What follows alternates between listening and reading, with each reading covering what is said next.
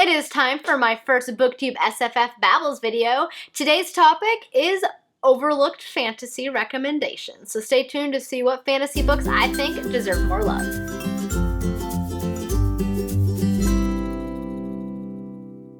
Hello everyone, it is Samantha and I hope you guys have had a great week so far. It's Thursday, which means it's Friday Eve. So this week I am actually going to be participating and doing my very first Booktube SFF Babbles video.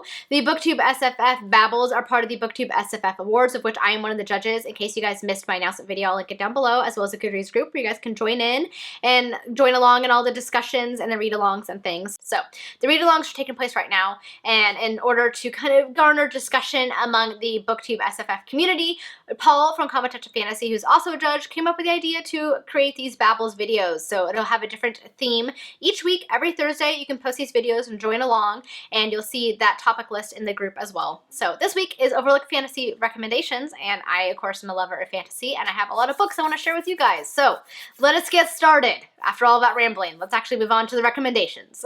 So the first book that I think is an overlooked fantasy book, never hear anybody talk about it. I've heard a few people, and we all agree that it should be talked about more, and that is a Pellinore series by Alison Croghan. I love this series. I love it. I discovered it in high school when the first book was published, and I read it all the way throughout college. I followed all the books as they came out, and I love it to bits. It is kind of your stereotypical coming-of-age fantasy story, but Alison Croghan is a wonderful author, and her writing is very beautiful and lyrical. She's actually an Australian poet, and she adds her own twist to that genre, and it is amazing. It follows a young girl of Merida. She's rescued from slavery by the bard Cavan, and together they set out on an epic adventure where she soon discovers that she is part of a prophecy and she is destined to save the world and come into her power.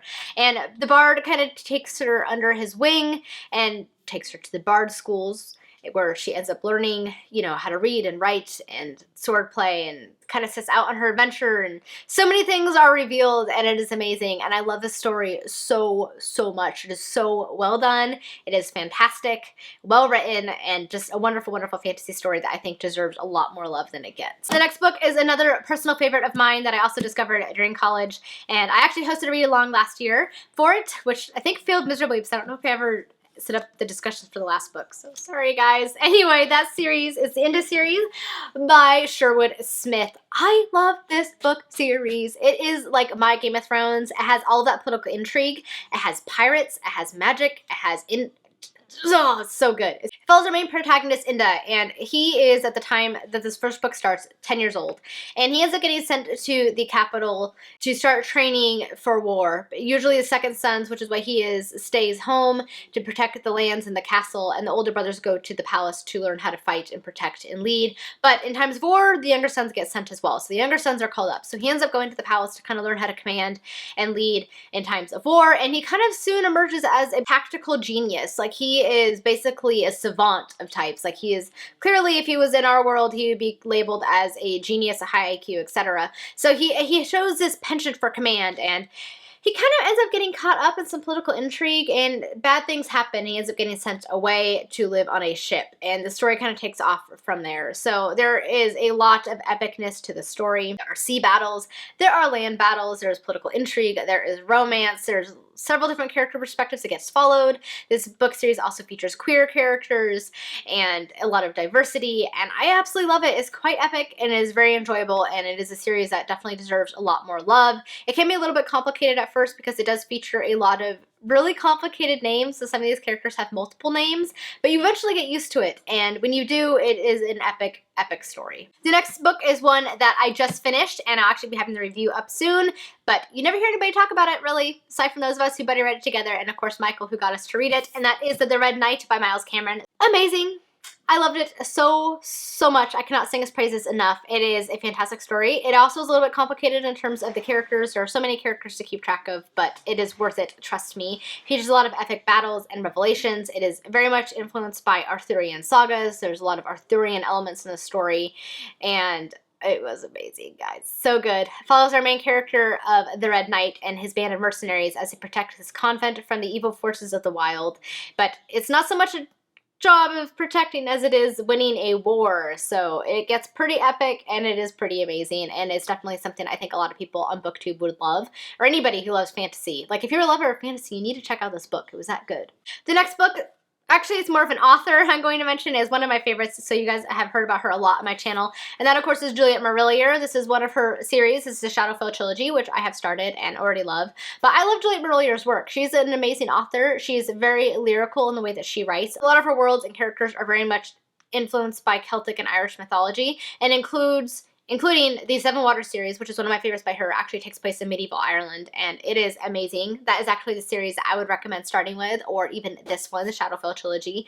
She features strong female protagonists, and there are some romance, and they're just really good. I really, really love them to bits. Her writing is just amazing, and they're very engaging, and it's an author that I recommend everybody should check out. In terms of recommended starting points, I would say the Shadowfell Trilogy is a really great place to start, particularly since they're not very long, and they're very epic, well written, and just lovely, as well as the Seven Waters series, which starts with Daughter of the Forest. That's another great one that I really recommend if you're looking for kind of an older, more adult fantasy story. The next author is one I have also mentioned a lot on my channel, and she's kind of gained in popularity, but it's one of my favorite childhood authors and definitely deserves a lot more love, and that is Tamara Pierce, the author of the Tortall books and the Circle of Magic books. I love Tamara Pierce.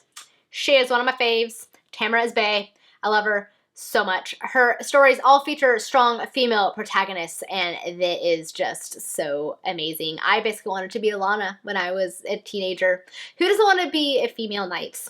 I did, anyway. So her books are fantastic. You can start out with this one, which is the Becca Cooper trilogy. The first book is Terrier, because it takes place about 400 years before the Alana books. So this would be a good starting point, and it's actually one of my favorite trilogies by her. You can also start with the Song and Lioness Quartet, which features Alana, and go from there. And all of her books in the Tortall universe end up intersecting, and they're all great, but she's definitely a fantastic author, and one that I really, really recommend checking out, because Tamara Pierce is a genius. The next series that I absolutely love is the Green Rider series by Kristin Britten. I read this one in high school, I think.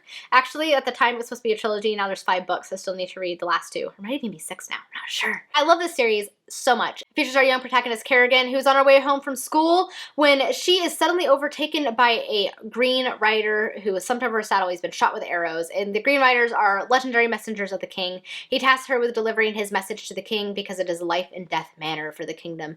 And basically, adventure ensues from there. She takes on the job, and craziness ensues. I love this story. It's very lyrical and whimsical, well written, a lot of fun, and you'd never hear about it. So this is definitely an underappreciated fantasy that I think deserves a lot more love. The next series is another one that is new to me, and that is The Dragon Prince by Melanie.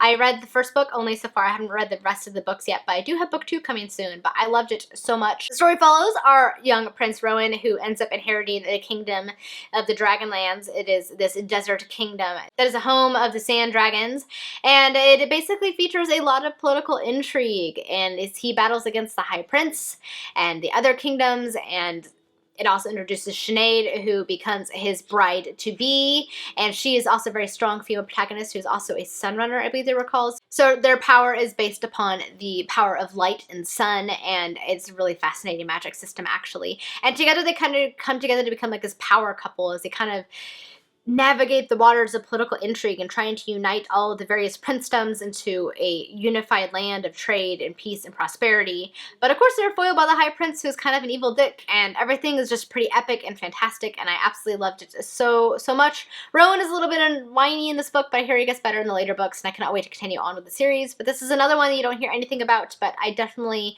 recommend it. It is a perfect fantasy saga. Alright guys, those are some of my underappreciated fantasy recommendations. You'll have to let me know what some of yours are. So I always love to hear about new to me fantasy books. Let me know what some of your recommendations would be. Thank you guys so much for watching. Until my next video, happy reading. Bye!